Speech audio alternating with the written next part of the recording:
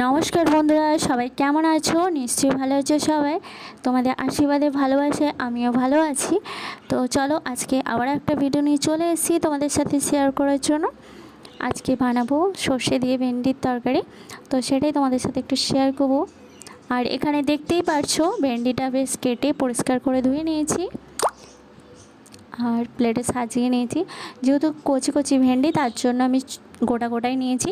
তোমরা বড় ভেন্ডি নিলে তাহলে দুভাগ করে নিও, সেটা ভালো লাগবে। আর চলো, কী রেসিপি বানাচ্ছি সেটা দেখাবো, তোমাদের সাথে শেয়ার করবো। তো ভিডিওটা এন্ড পর্যন্ত দেখতে থাকো আর সাথে থাকো।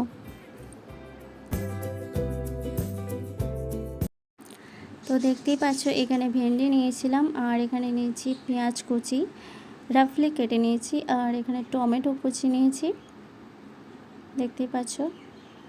আর এখানে নিয়েছি সর্ষে কাঁচা লঙ্কা পেস্ট করে নিয়েছি, আর এখানে আদা নিয়েছি, রসুন দেব না দেখতেই পাচ্ছ।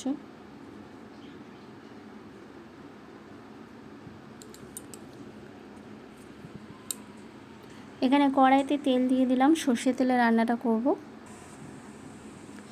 প্রথমে ভেন্ডিগুলো ফ্রাই করে নিচ্ছি।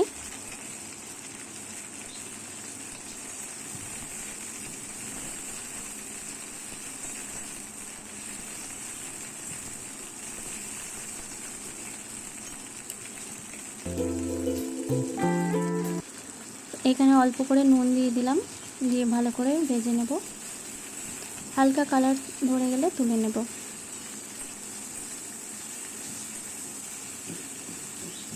সবুজ যে কোনো তরকারি বেশ সবুজ থাকলে তার প্রোটিনটা কাজে লাগে। তো বেশি ভাজবো না, মোটামুটি ভাজবো। তো চলো দেখতে থাকো। আর এখানে আমার ভেন্ডিটা ফ্রাই অনেকটা হয়ে গেছে, এবার তুলে নিচ্ছি। আর এখানে ফোড়নে দেব শুকনো লঙ্কা, কালো জিরে,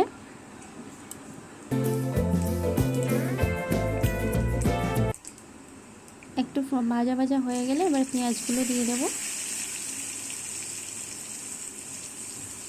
দিয়ে ভালো করে ফ্রাই করে নেব।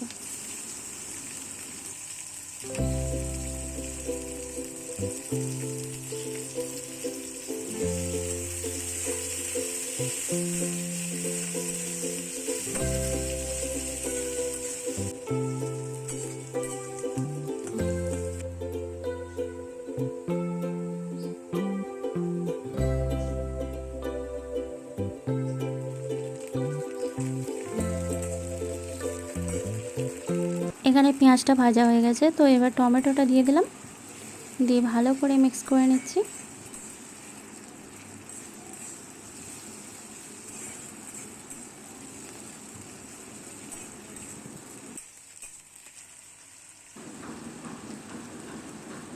এবার গুঁড়ো মশলাগুলো দিয়ে দেব, হলুদ গুঁড়ো, লঙ্কা গুঁড়ো দিয়ে ভালো করে ভেজে নিচ্ছি। গ্যাসটা মিডিয়াম রাখতে হবে, না হলে জ্বলে যাবে মশলাটা। আস্তে আস্তে ভালো করে কষিয়ে নিচ্ছি। নুন দিয়ে দিলাম,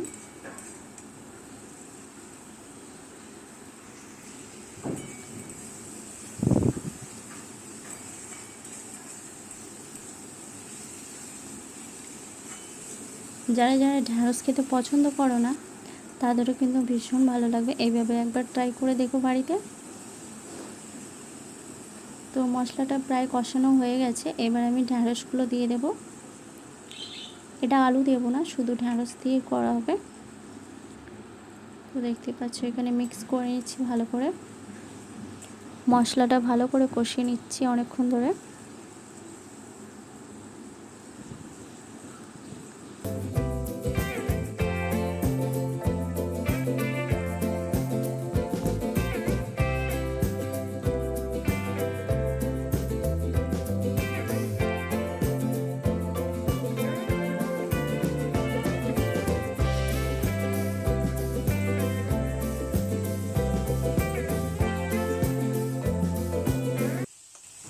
মশলাটা কষানো হয়ে গেছে, এবার জল দিয়ে দেবো অল্প করে, একটু মাখা মাখা করব।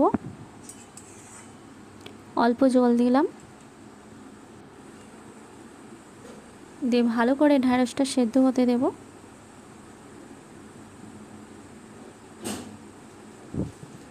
ঢাকা চাপা দিয়ে দিলাম, দিয়ে ভালো করে দেখতেই পাচ্ছ সেদ্ধ হয়ে গেছে ঢ্যাঁড়সটা প্রায়। আমি ওপর থেকে সর্ষে কাঁচা লঙ্কা পেস্টটা দিয়ে দিলাম, দিয়ে ভালো করে মিক্স করে নিচ্ছি। যেহেতু সর্ষে কাঁচা লঙ্কা দিয়েছি তো বেশিক্ষণ ফোটাবো না, কারণ তেতো হয়ে যাবে। দেখতেই পাচ্ছ ঢ্যাঁড়সটা আমার সেদ্ধও হয়ে গেছে, আর হয়ে গেছে প্রায়। হালকা ফুটিয়ে নিয়ে বন্ধ করে দেবো।